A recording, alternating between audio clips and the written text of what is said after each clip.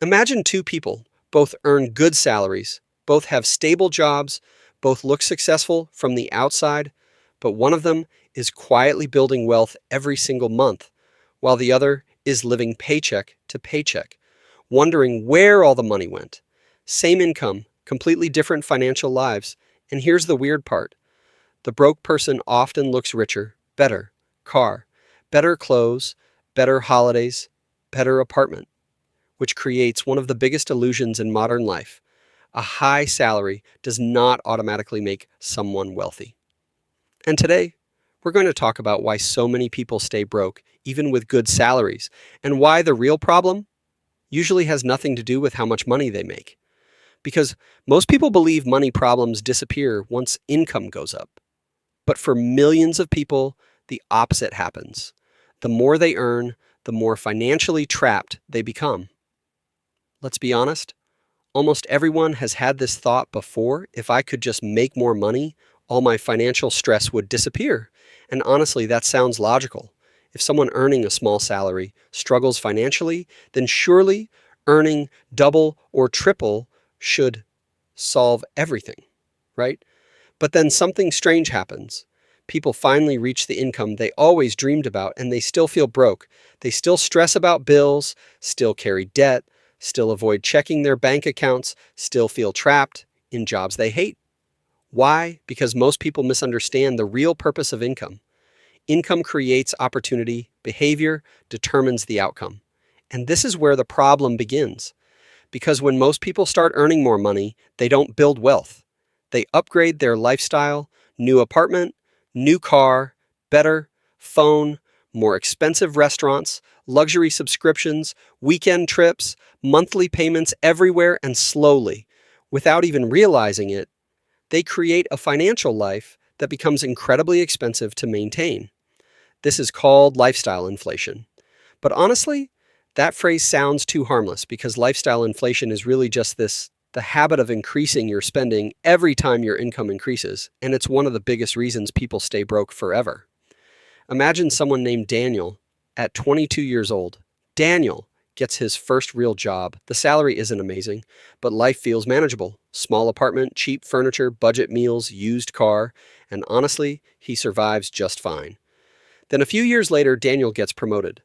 Now he earns more money, and suddenly his standards change, not intentionally, automatically. The small apartment suddenly feels too tiny. The old car feels embarrassing. Budget. Meals feel depressing. So Daniel upgrades nothing extreme, just small improvements, but then another promotion comes, and this is where the dangerous shift happens.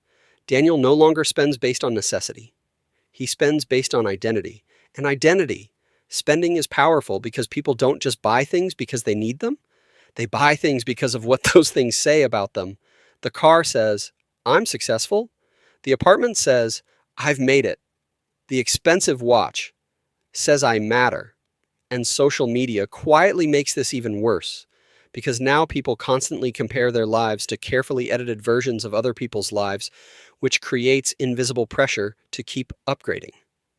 And this is how someone earning good money slowly becomes financially trapped, not through one massive purchase, but through hundreds of small upgrades that become permanent monthly obligations.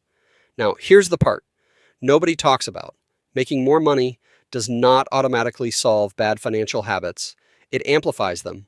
Think about money like fuel. If someone has good habits, more fuel helps them move forward faster. But if someone has bad habits, more fuel simply helps them crash faster. A person who cannot manage a smaller income often struggles. Managing a larger one too, because the real issue usually isn't math, it's behavior, and behavior is emotional. Most spending decisions are emotional decisions disguised as logical ones. People buy things because they're stressed, bored, lonely, insecure, trying to reward themselves, trying to impress others. And modern society constantly encourages this behavior. Advertisements don't just sell products, they sell identities. The luxury car sells status. The expensive phone sells importance. The designer clothes sell confidence. And the dangerous part is it works, because humans naturally want social approval. We want to feel admired. We want to feel successful. We want to feel important. which means many people end up using money to buy temporary emotional satisfaction instead of long-term freedom. And this creates one of the saddest financial realities in modern life. People sacrifice their future peace just to maintain a lifestyle that impresses people who barely care. Now, here's something really important. Looking wealthy and being wealthy are completely different things. A lot of people who look rich are actually financially fragile. One missed paycheck, one emergency, one layoff, and suddenly everything falls apart because looking wealthy means spending money. Being wealthy means owning things that make money. That's the difference most people miss. One person spends their salary trying to appear successful. Another quietly uses their salary to buy assets, investments, savings businesses, skills, things that grow over time. And the funny thing is, the truly wealthy often look less impressive at first because real wealth is usually invisible. Nobody sees your investments when you walk into a room. Nobody compliments your savings account. Nobody notices your portfolio. But those invisible things create real freedom. And freedom is the real purpose of money, not status, not flexing online, not impressing strangers. Freedom. The freedom to leave toxic jobs, the freedom to handle emergencies, the freedom to choose your future, the freedom to sleep without financial anxiety. That's what wealth actually buys. Now, here's where psychology becomes really important. Humans are naturally terrible at thinking long term. Your brain treats future you almost like a different person, which means spending money today feels emotionally rewarding, while investing for the future feels abstract and boring. That's why buying an expensive phone feels exciting instantly, but investing that same money feels emotionally invisible. One creates dopamine. Now the other creates security later, and most people are unconsciously addicted to immediate rewards.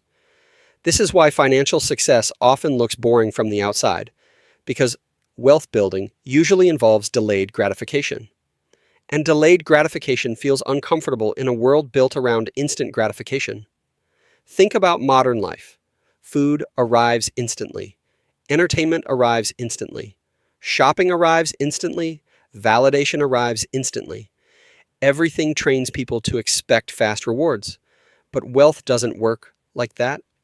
Wealth behaves more like planting a tree at first. Nothing exciting happens. You water it, wait, water it again, wait longer. And for a while, it feels pointless, but eventually the roots become strong enough for explosive growth. Most people quit before that moment arrives. Not because wealth building doesn't work, but because slow progress feels emotionally unsatisfying. Now let's talk about something deeper. A lot of high earners accidentally create financial prisons for themselves. They buy houses, they can barely afford cars with huge monthly payments, luxury lifestyles dependent on constant income, which means they lose flexibility. And flexibility is incredibly valuable financially, because once your lifestyle becomes expensive, your job stops feeling optional. You can't take risks, can't slow down, can't easily change careers. You become dependent on maintaining high income just to survive. And ironically, many people with average salaries and low expenses feel financially freer than people earning huge salaries with massive obligations, because freedom is not determined by income alone. It's determined by the gap between what you earn and what you spend. That gap is where wealth is built, not through income itself, but through what remains after spending. Here's the deeper truth. Most people never realize being broke is often less about income and more about behavior. When someone's spending constantly rises to match their income, they never escape the cycle. More money comes in, more money goes out over and over again, like trying to fill a bucket with a hole in the bottom. And society quietly encourages this cycle because consumer spending drives everything. People are taught how to spend money long before they're taught how to build wealth. School teaches people how to earn income, but rarely teaches them how to keep it. So people grow up believing higher salary equals financial success, but real financial success is much quieter than that. It's living below your means even when you don't have to. It's investing consistently, avoiding unnecessary debt, building assets slowly over time, and most importantly, it's learning that money is a tool, not a performance, Because once money becomes tied to identity, people start making emotional decisions that destroy long-term wealth. And the craziest part, many people spend years chasing lifestyles they don't even truly enjoy. They're buying what they think successful people are supposed to buy, not what genuinely makes them happy. Which means a lot of modern spending is actually social pressure, disguised as personal choice. So what should people actually do differently? First, stop treating salary increases like permission to upgrade everything.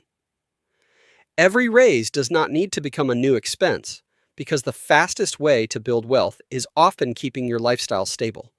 While your income grows, second, focus less on looking wealthy and more on becoming financially secure. The goal is not to impress strangers. The goal is freedom. And if you made it all the way to the end, thank you. I genuinely appreciate it. This channel is still small, and every single like, comment, and subscription helps more than you probably realize. So if you enjoyed this video and want to support the channel, hit subscribe and join the journey. We're just getting started.